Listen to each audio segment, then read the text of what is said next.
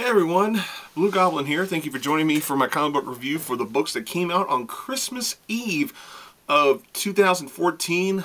I want to thank everybody for watching, and I hope everybody had a safe and happy holidays.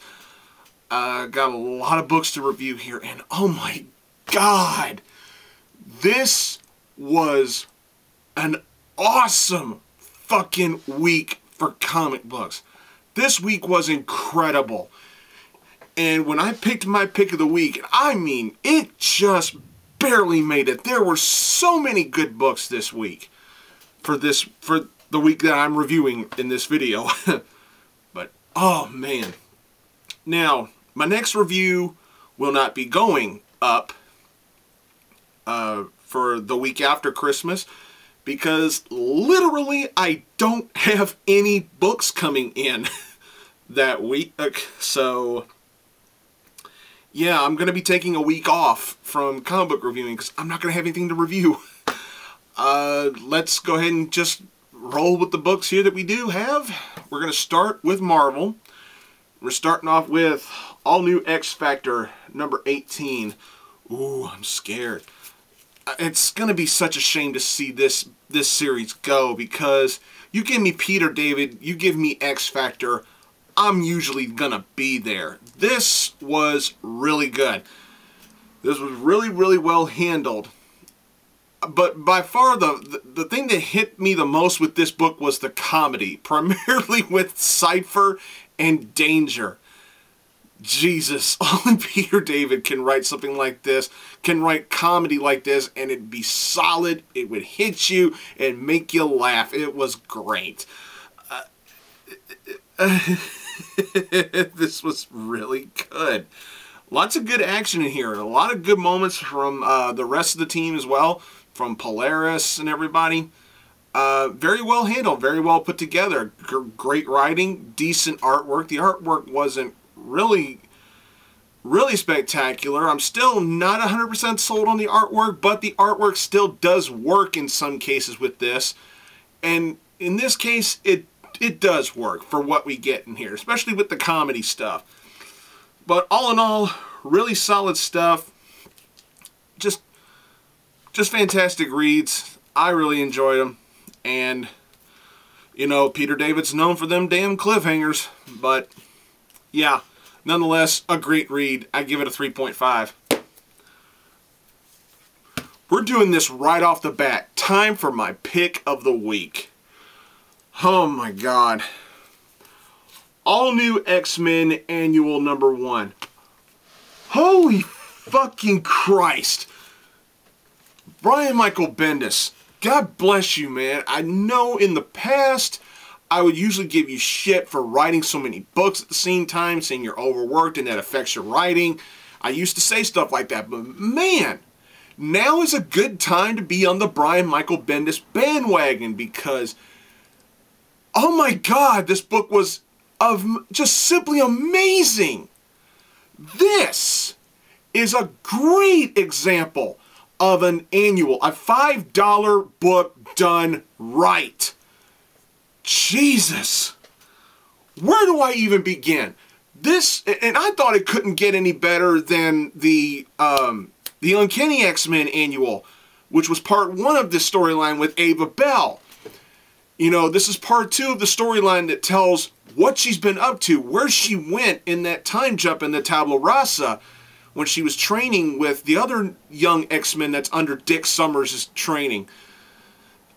It's like she just leapt in a time bubble, came back and was like emotionally damaged, and we didn't know what happened.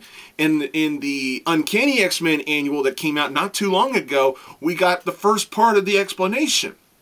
And in here, we get the second part of the explanation. And Jesus Christ, this was just chock full of action, surprises, and very heartbreaking storytelling. This was phenomenal. This was incredible. I loved this. And I love how they're pushing this new character of Ava Bell.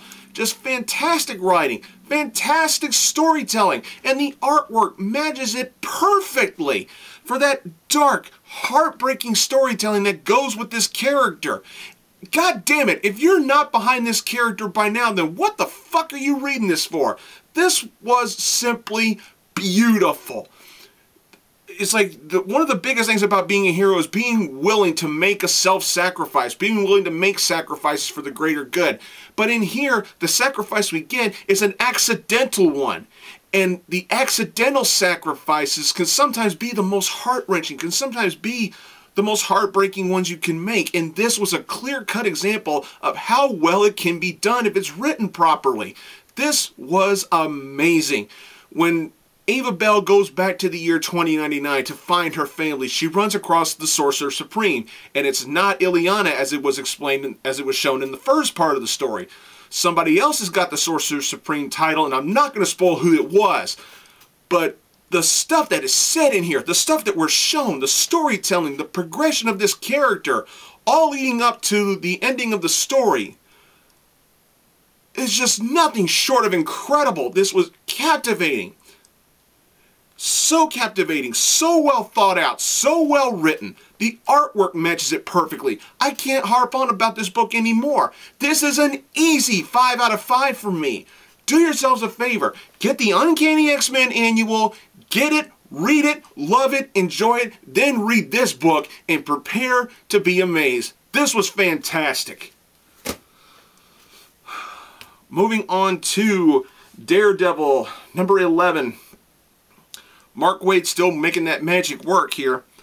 And in here we have somebody called themselves the Stunt Master going after Daredevil, while all the while it's not the original Stunt Master. See, Matt knew the original Stunt Master, and the original is wanting to sue this new one for stealing his name and likeness, but Matt says what he's doing is perfectly legal since you signed all the rights away. And he says there's got to be some way I can get compensation for him stealing my gimmick, for him stealing my act. And Matt's trying his best to find out, and he's originally not going to have anything to do with it until this new Stunt Master starts calling himself the Man Without Fear. Okay, now Matt's willing to take the case. But it's just, there's a secret to this new Stunt Master. He seemingly dies in every stunt that he does, but somehow miraculously just rises up and says, oh, I'm fine. But Matt's trying to figure out the secret to this, and I know I'm minorly spoiling this book, but I kind of feel like I have to explain why I like this so much. But Matt figures out the secret, and with a dun-dun-dun cliffhanger at the end, oh my god, this was really good. Mark Waid just making it work, and this was amazing. This was really good. Is it the strongest issue of this series? Hell no. But it was good, it was enchanting, it was, some of it was fun, and just another one of those cliffhangers that just makes you just go, oh shit. This was great. 4 out of 5.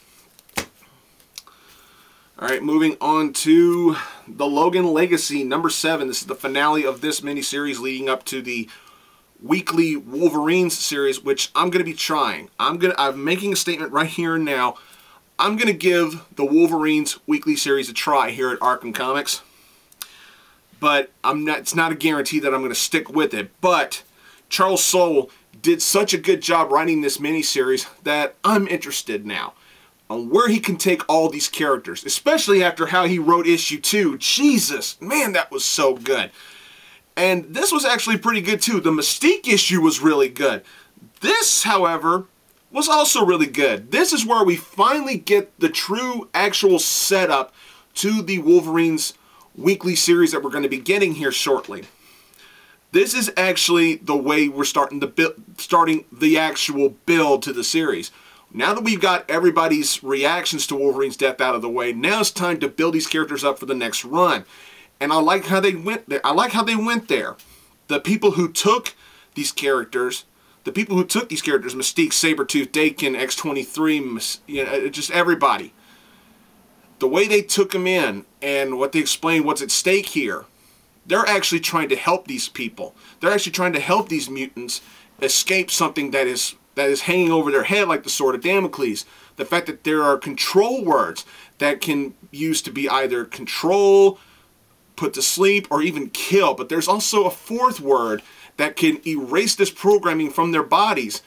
And it's like, if you help us, we'll help you kind of scenario. Scratch my back, I'll scratch yours. That's where we're going with the lead-in, and I like where they went with this. I thought this was really well handled, well executed, and this miniseries overall was good enough to get me interested in the weekly series with the Wolverines, if you will. A solid read. I enjoyed it. This was good. I'll give this a 3.5. Still does not touch the second issue. Moving on to Uncanny X-Men number 29. Once again, Bendis and Chris Bachalo. I gotta say, not everybody's a big fan of Chris Bachalo, and my bro, TheMtVernonKid, he's one of those guys that's not into Chris Bachalo, and I get that. I get that. I understand that. But for me, he's awesome. He really knows how to work some of these characters. I'm not the world's biggest fan of his work with Spider-Man, but when it comes to X-Men, he's got something. But Bendis, man, he still knows how to make these characters work.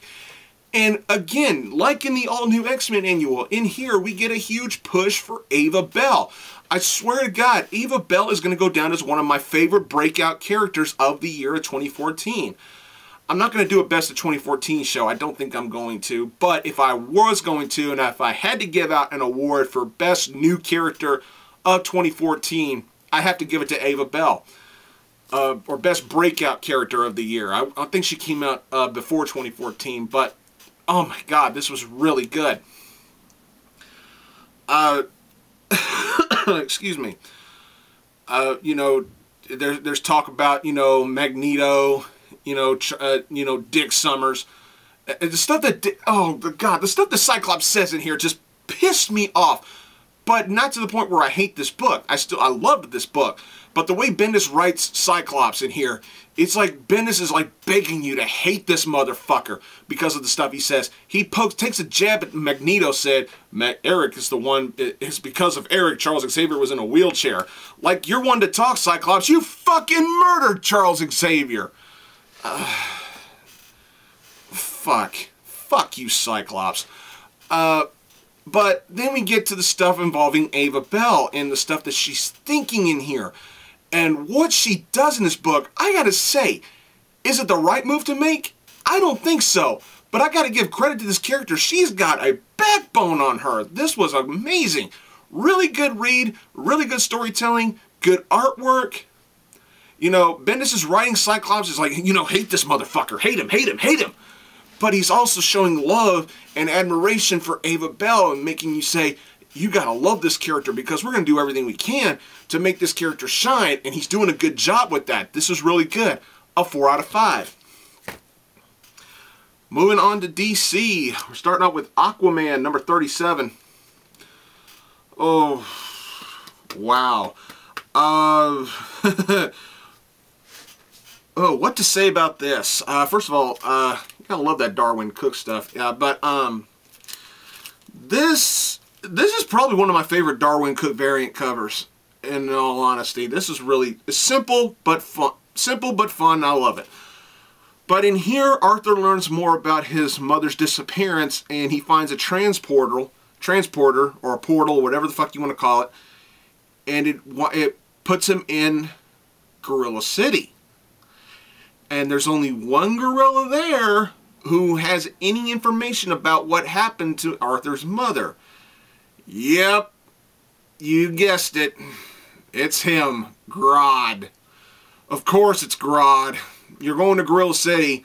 Odds are you're going to have a storyline involving Grodd. But Grodd's like, you want information?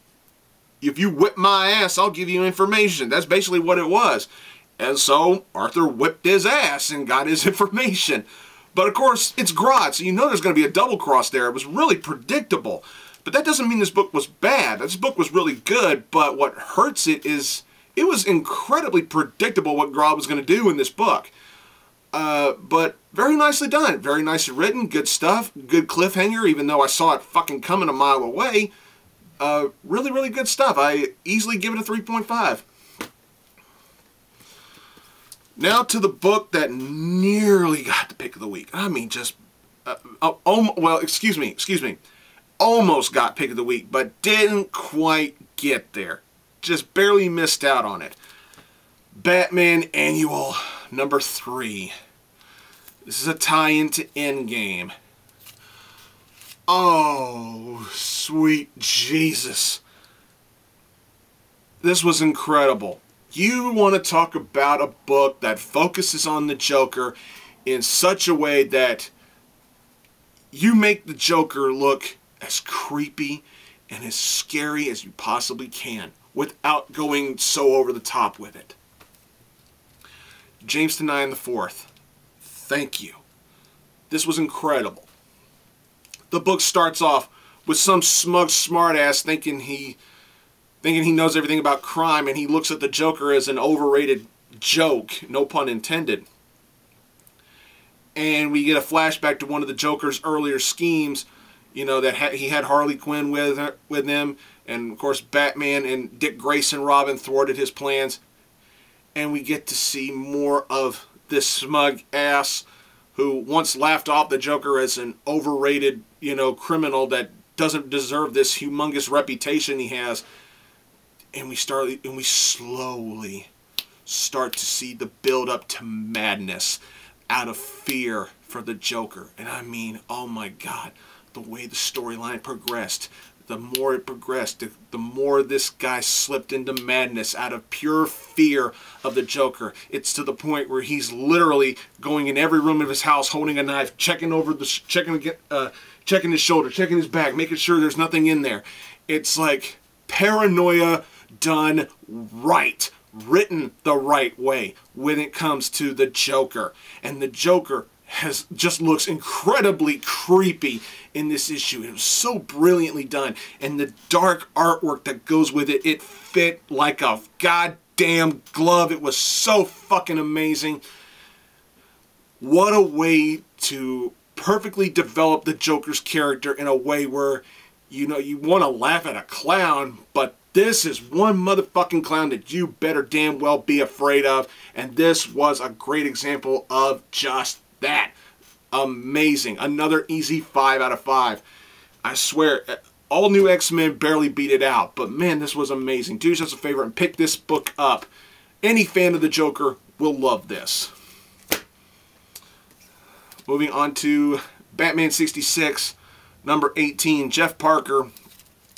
This is another 2-story split.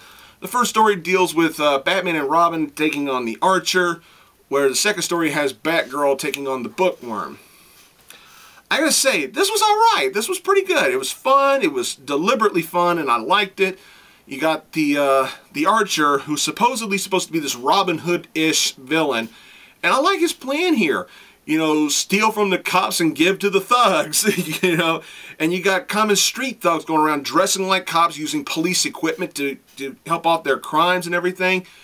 All the while, you got Batman and Robin using every trick up their sleeve to, you know, to apprehend the Archer. And I thought it was really well executed, very well told. While the story with Batgirl dealing with the Bookworm, it was just fun. Simply fun.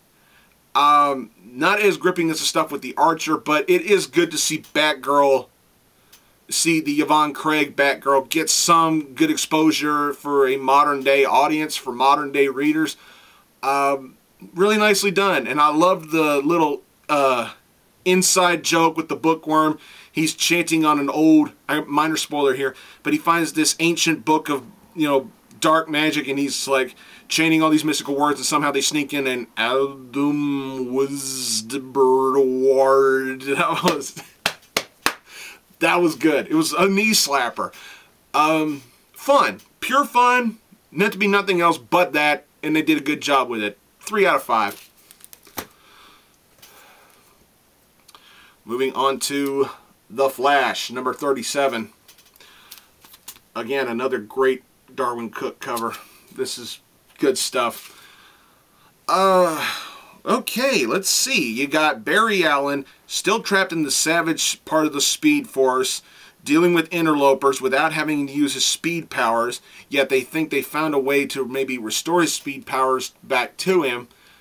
But it's a very, very, very, very dangerous mission. Meanwhile, we got Castle Flash trying to take over Barry's life, and it's like, oh, there is a God.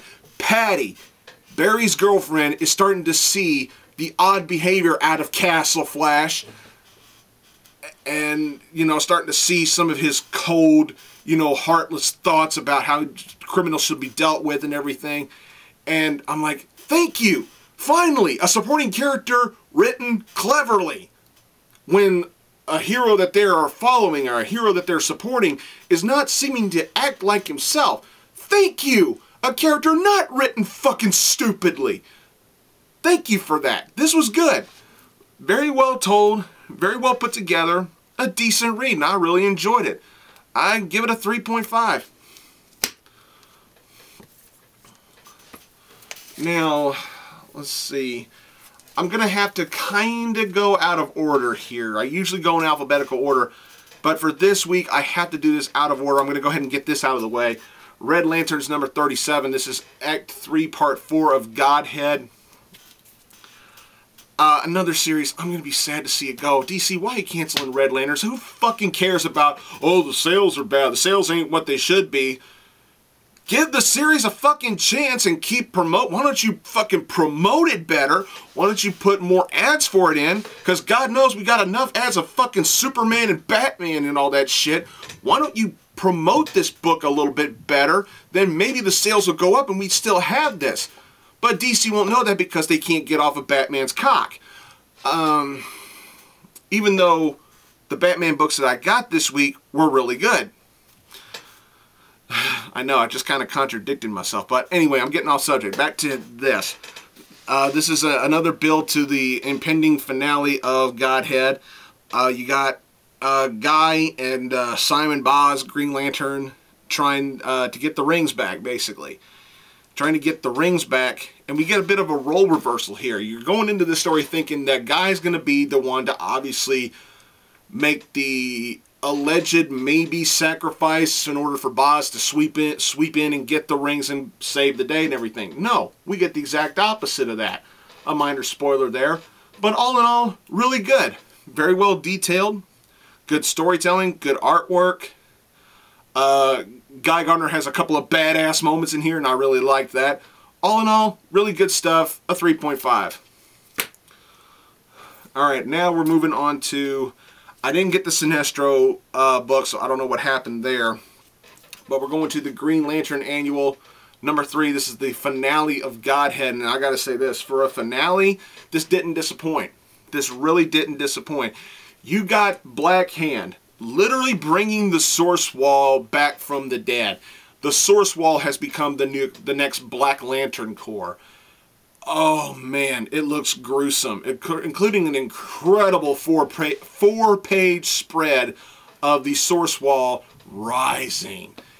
And all the while, all the Lanterns are fighting Highfather and everything. And of course, it has to be Hal Jordan that makes the proclamation of, Highfather, why are you so busy trying to fight Darkseid when you don't you see it? You're becoming Darkseid. And it's like, oh my god, what have I done?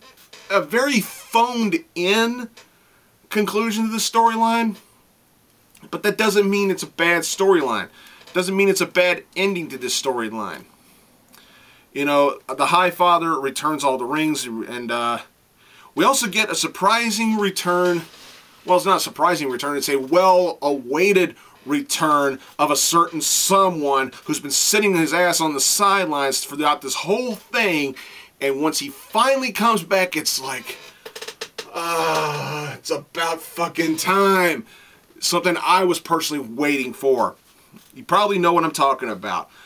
But the conclusion of the story, it didn't disappoint. And usually I'd scoff on something like this, but this issue ends with build up to the next storyline that's going to be going on.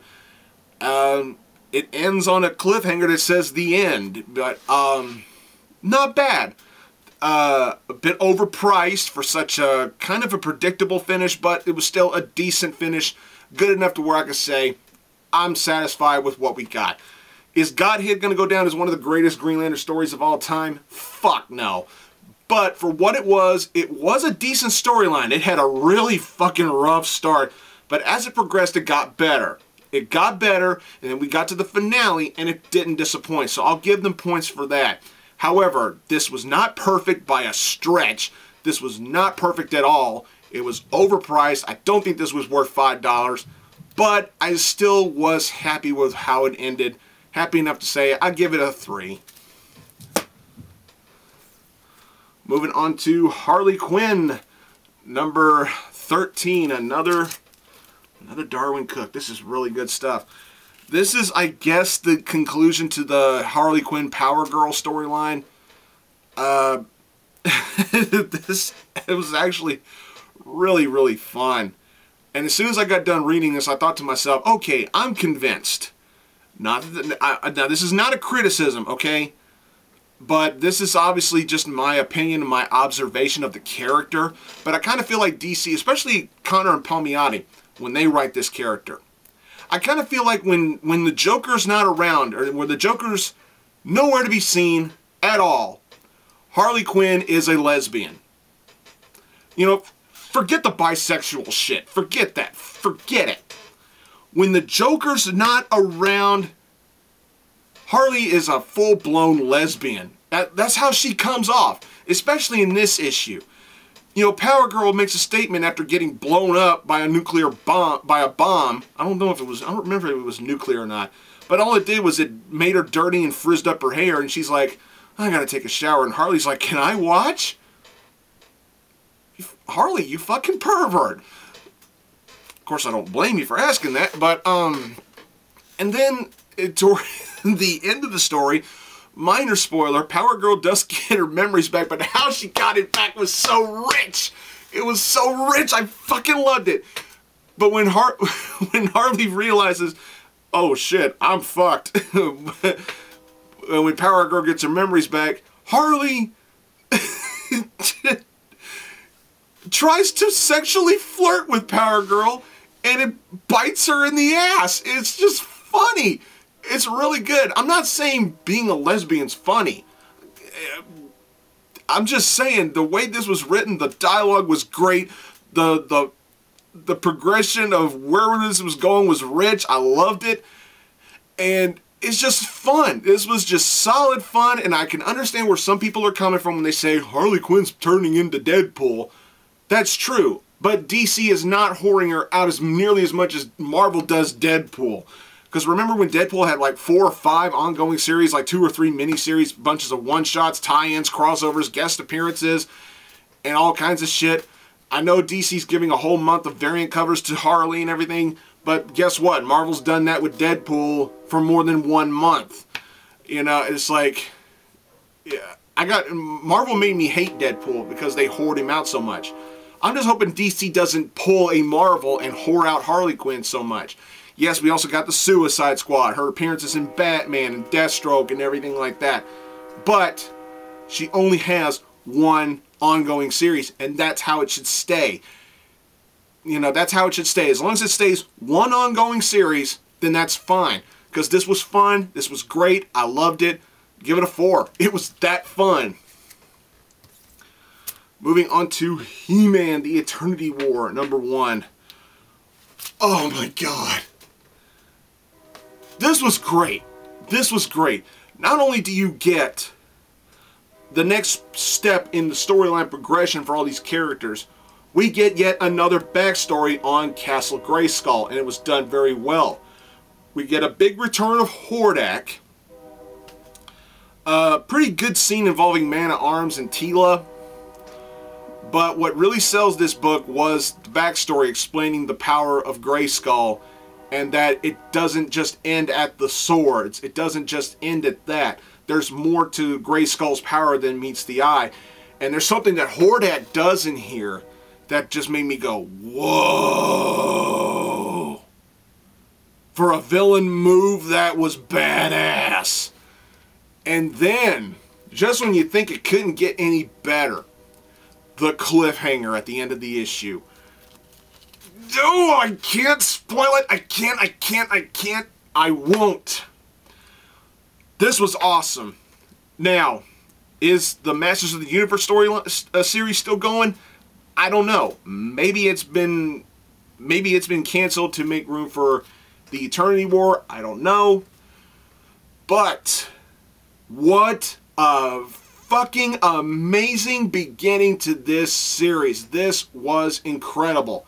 4 out of 5. And goddamn, that cliffhanger sunk me in. I'm hooked. I gotta stick with this. As if I wasn't already hooked. Moving on to Robin Rises Alpha. Another $5 one-shot that okay. Was this book bad? No. Was it great? Kinda. Was it perfect? Fuck no. What can I say about this book that probably hasn't already been said right now? Of course, my biggest problem is why... and don't tell me magic, science. Why does Damian have superpowers? I mean, it's cheap enough that you brought him back to life, that you resurrected him because the editorial decision, because the editors demanded it or some shit like that. I mean, it's bad enough you do that, which I don't really have a problem with Damian being back. I mean, you know, death in comic books means absolute shit now, but then you gotta go with the route, oh, he's got superpowers, and he's smacking Calabac around like a fucking little bitch, and he's literally bitch slapping him with the Batmobile. Why? Can't you just have him come back to life and that just be it? I mean, you gotta, oh, it's magic, science, boom, superpowers. After all the shit we have seen from this character, Damian Wayne, do you honestly expect these superpowers not to go to his fucking head? Do you honestly expect that this isn't going to go somewhere where it's going to end up being Batman versus Robin, with Batman possibly looking like a bitch to his own son? Do you honestly believe that DC's not going to go that route? Do you honestly believe that? Because if you believe that DC's not going to go that route, then you're out of your fucking mind. I really believe that DC's doing this because long way down the road, at some point in time, if Damian's going to keep these powers for a long-term basis, it's going to happen. We're going to get another Batman versus Robin storyline where Robin looks confused, where Robin acts confused, he's upset, he's not thinking rationally, and Batman's going to end up ultimately shining in the storyline. Oh, DC's never done that before. Bullshit. Bullshit. They did it with Dick Grayson. They did it with Jason Todd. They did it with Tim Drake. Don't remember if they did it with Stephanie Brown. Oh, yes, they did do it with Stephanie Brown because Batman fired her. They're going to do it with Damian. They've already done it with Damian Wayne. They're going to fucking do it again. Why? Business. And don't you dare think that DC's not going to go that route, because they will. They fucking will. The artwork was great. Storytelling was okay. I just... it is what it is. It is what it is. And I just think they could have gone a different route with the storytelling. They really could have. I'll be nice though and give it a 3. They tried. Just... We're ending this with Sensation Comics featuring Wonder Woman, number 5. You got Hardman and Becco and Boyd working on this particular issue. This is surprisingly the best issue out of this series so far. We're only 5 issues in, and I can already say this is easily the strongest issue out of the series. This is a one-and-done storyline of Wonder Woman going to Apocalypse to retrieve 2 missing Amazons. Man, was the storytelling good. She runs into the Furies. She runs into big bad boy himself, Darkseid. And when she finds the 2 missing Amazons, she learns something about them that disgusts her. Now, I'm not going to go into detail what it is, but at the end of the book, we don't exactly get a happy ending. And I think that helps the storytelling a bit. This was great. I really liked this.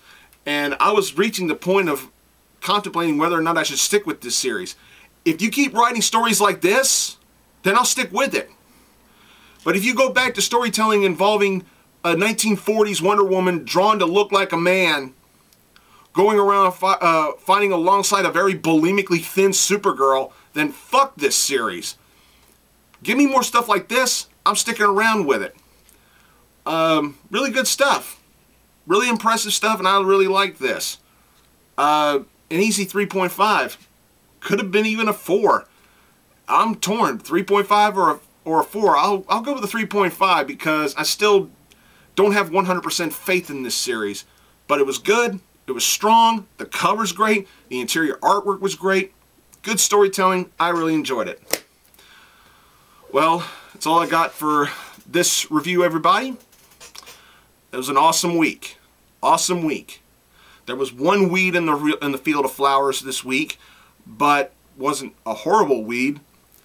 Please subscribe to Blugoblin01. Don't forget Blugoblin X. I've been doing Midtown Comic Stashes on that channel. Don't forget Jennifer and I, we do Arkham Asylum Studio. We did a video where we opened up our Christmas presents from my bro, TheMtVernonKid. Follow me on Twitter at Blugoblin01, even though Google is trying to lure me away from that fucking account and trying to make me create a brand new account when I don't fucking need to. I mean, good Christ. Google, do you have to fucking own everything on the internet? I mean, what the fuck are we going to get next? Google exclusive porn? But my Twitter handle is Blugoblin, at Blugoblin01. Look for me on Tumblr. Look for me on Pinterest. You know, just follow me and you might have some fun. That sounded wrong. Give some love to my bro, TheMtVernonKid, as well as Deadpoolzilla and Brandon Hex. Thanks again for watching, everybody. Don't forget my good buddy of mine, Norman Maloye. I'll try to remember to put his link in the description. Thanks again for watching, everybody. I am Groot. I'll see you later.